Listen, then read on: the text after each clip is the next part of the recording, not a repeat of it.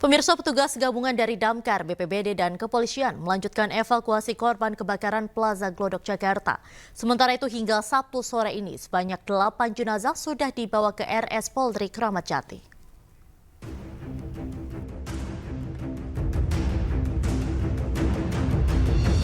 Petugas gabungan dari Damkar, BPBD, dan kepolisian melanjutkan evakuasi korban kebakaran Glodok Plaza, Jakarta. Kepolisian memastikan akan menggelar olah TKP kebakaran untuk mendalami penyebab kebakaran. Nantinya pihak kepolisian akan melibatkan pusat laboratorium forensik untuk menyelidiki penyebab kebakaran tersebut.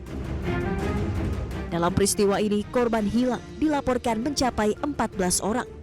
8 sudah ditemukan, sementara 6 lainnya masih dalam pencarian.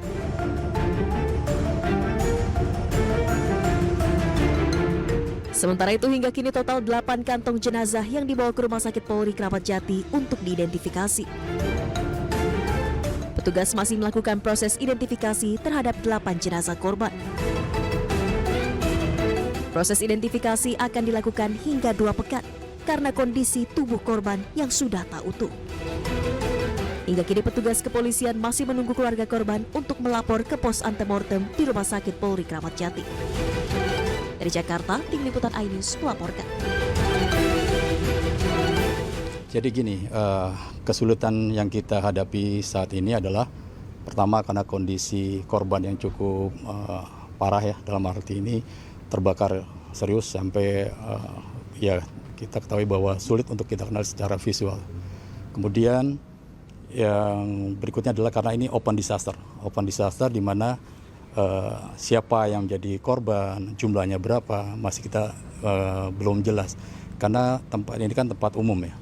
Jadi yang masuk ke situ kita juga nggak tahu siapa. Bisa saja jumlah korban lebih dari 14 yang dinyatakan hilang. Karena tidak menutup kemungkinan ada korban yang sebenarnya ada di situ, namun tidak ada keluarga yang melapor karena tidak ada keluarga yang sadar bahwa ada si korban di situ, gitu ya. Pak, ini diinformasikan apakah benar sudah ada 5 jenazah yang sudah dilakukan pemeriksaan fisik? Kalau jumlah jenazah yang diperiksa dari kemarin kita ada 8 kantong jenazah ya. 8 kantong jenazah bukan berarti ada 8 jenazah.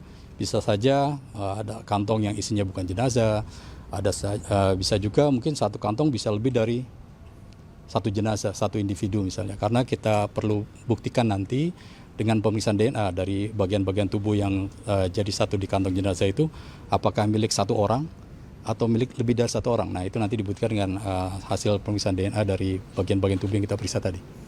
Ya. Pak, ini kan membutuhkan waktu sampai 1 sampai 2 pekan ya Pak. Apakah ada kemungkinan lebih cepat Pak?